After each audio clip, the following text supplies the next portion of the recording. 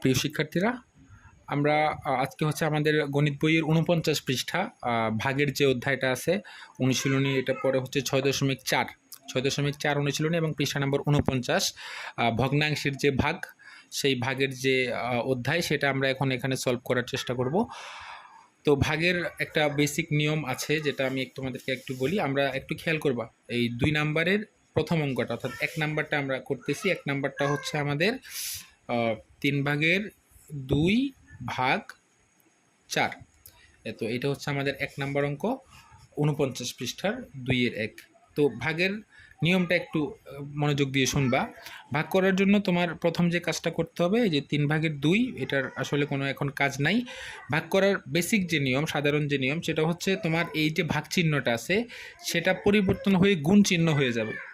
ঠিক আছে, এই ভাগ চিহ্নটা পরিবর্তন হয়ে গুণ চিহ্ন হয়ে যাবে এবং এই ডান পাশের যে অঙ্কটা আছে সেই অঙ্কটা হচ্ছে তার স্থান বিনিময় করে মানে হচ্ছে এই অঙ্কটা, এই যে ৪ পূর্ণ সংখ্যা, এটা মূলত উপরে আছে।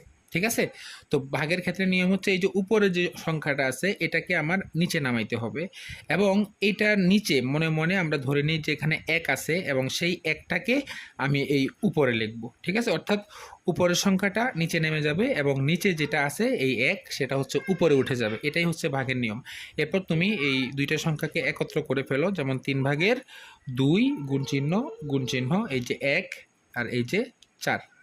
এরপর দেখো আমরা এই দুইটা সংখ্যা অর্থাৎ এখানে আছে ২ এবং এখানে আছে ৪, এই দুইটা সংখ্যা দিয়ে তাদেরকে ভাগ করতে পারি, অর্থাৎ ২-১-এ ২ এবং ২-২-গুণে ৪, অর্থাৎ ৪কে ২ দিয়ে ভাগ করলে হচ্ছে ২ হবে। ঠিক আছে, এটাকে কাটাকাটি বলে এবং এটা হচ্ছে আমরা এখানে অ্যাপ্লাই করলাম। এরপর আমরা কি করব, এই যে এখানে আছে ৩ আর এখানে আছে ২, দুইটাকে গুণ করব, মাঝখানে যেহেতু গুণ চিহ্ন আছে আমরা গুণ করব, ৩×২=৬ এবং এই যে এখানে আছে ১, এখানে আছে ১, এই দুইটাকেও কি করব, গুণ করব, ১-১-১। সুতরাং এই অঙ্কটার উত্তর হচ্ছে তোমার ৬/১। আসলে আমরা ২ নাম্বারটাও সলভ করি। বইয়ের যে ২ নাম্বারটা আছে দেখবা ৭/৩ ভাগ ৬।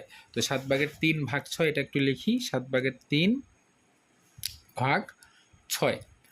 তো যেটা বলছি যে নিয়ম হচ্ছে ৭/৩টা লিখবা এবং এই ভাগ চিহ্নটা গুণ চিহ্ন হয়ে যাবে। এই ৬টা আছে উপরে, এটা চলে আসবে নিচে এবং এটার নিচে যে ১ আছে সেটাও চলে যাবে উপরে। এখন এই দুইটা সংখ্যা হচ্ছে একত্র করে ফেলো, ৭/৩ গুণ উপরে আছে ১, নিচে আছে ৬। এরপরে দেখো এই ৩ দিয়ে, ৩-১-৩ এবং ৩×২=৬, এই ৬কে কাটা যায়। ঠিক আছে, নিচে হচ্ছে ৭ আর এখানে হচ্ছে ২ আর মাঝখানে হচ্ছে গুণ চিহ্ন, ৭×২=১৪ এবং উপরে এখানে ১, এখানে ১, ১-১-১, এটার উত্তর হচ্ছে ১৪/১। এরপরে আসো আমরা লাস্টের এখানকার এই যে ২ নাম্বারের যে লাস্ট অঙ্কটা আছে অর্থাৎ ৮ নাম্বার অঙ্কটা, সেটা আমি করে দিচ্ছি এবং বাকিগুলা তোমাদের হোমওয়ার্ক। ৩, ৪, ৫, ৬, ৭ এই ৪টা অঙ্ক তোমাদের হোমওয়ার্ক থাকবে।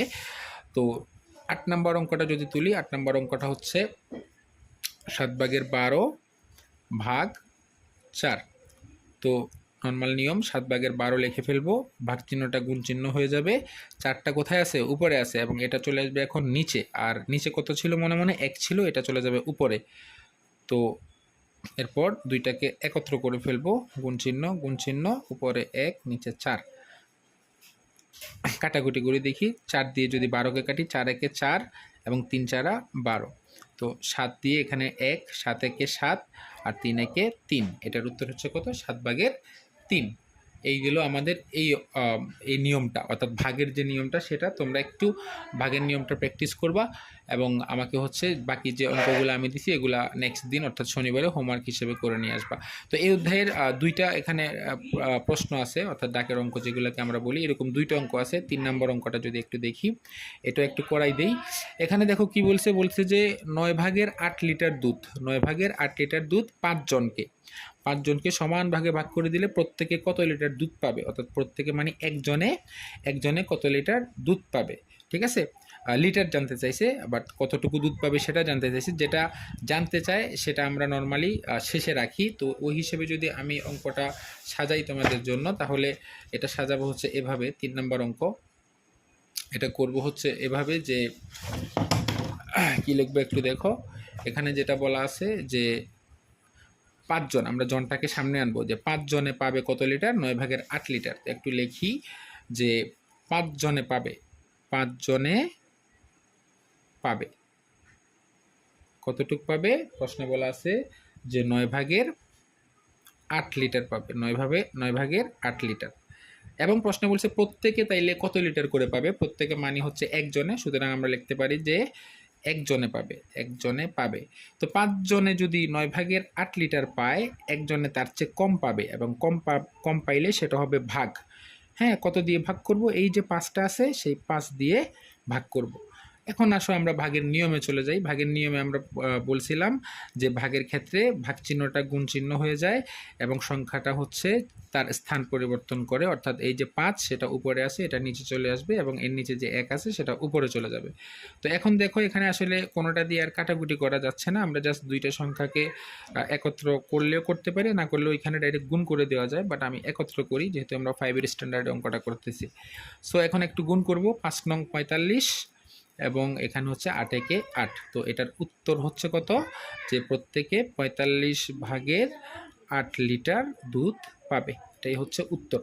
এবং আরও একটা অঙ্ক এখানে আছে, আমরা যদি একটু ফলো করি 4 নম্বর অঙ্কটা। 4 নম্বর অঙ্কে বলছে যে 5/3 বর্গমিটার ক্ষেত্রফলের জন্য 2 ডেসিলিটার রং লাগে, অর্থাৎ 2 ডেসিলিটার রং দ্বারা তুমি এত বর্গমিটার রং করতে পারবা। তাইলে 1 ডেসিলিটার দ্বারা কতটুকু তুমি রং করতে পারবা? যেহেতু 2 ডেসিলিটার দ্বারা এতটুকু রং করা যায়, 1 ডেসিলিটার দ্বারা আরও কম রং করা যাবে, এবং কম রং করা গেলে সেটা হচ্ছে ভাগ হবে। তো আমরা অঙ্কটা একটু সাজাই। 4 নম্বর অঙ্ক, 4 নম্বর অঙ্কটা যদি একটু লিখবো যে 2 ডেসিলিটার, যেহেতু আমার কাছে জানতে চাইছে যে 1 ডেসিলিটার দ্বারা কতটুকু রং করা যায়, অর্থাৎ যতটুকু রং করা যায় সেটা আমার শেষে যাবে, শেষে গেলে তো তাইলে প্রথমে আমার আসবে হচ্ছে 2 ডেসিলিটার রং ধারা রং করা যায়। কতটুকু রং করা যায়? রং করা যায় হচ্ছে 5/3 বর্গ মিটার, এতটুকু পর্যন্ত রং করা যায়। সুতরাং আমাকে বলছে যে 1 ডেসিলিটার রং ধারা কতটুকু রং করা যাবে। তো যেহেতু কম যাবে এটা ভাগ হবে, এই যে 5/3 লিখলাম, ভাগ চিহ্ন দিব, আর এই যে 2 সেই 2 দিয়ে ভাগ করব, এবং এখানে হবে বর্গমিটার। তো এরপর ভাগের যে নিয়ম, 5/3 এই ভাগ চিহ্নটা গুণ চিহ্ন হয়ে যাবে, এবং 2টা উপরে আছে সেটা নিচে আসবে, উপরে 1 যাবে, বর্গমিটার। তো এখন দেখো 5/3 গুণ উপরে কত আছে 1, এখানে আছে 2, আমি নিচে জায়গা নাই পাশে লিখতেছি, তোমরা নিচে লিখবা। তো 5 দুগুণা কত 10, এবং 3 একে 3, সুতরাং এটার উত্তর হচ্ছে কত 10/3 বর্গ মিটার। That's it.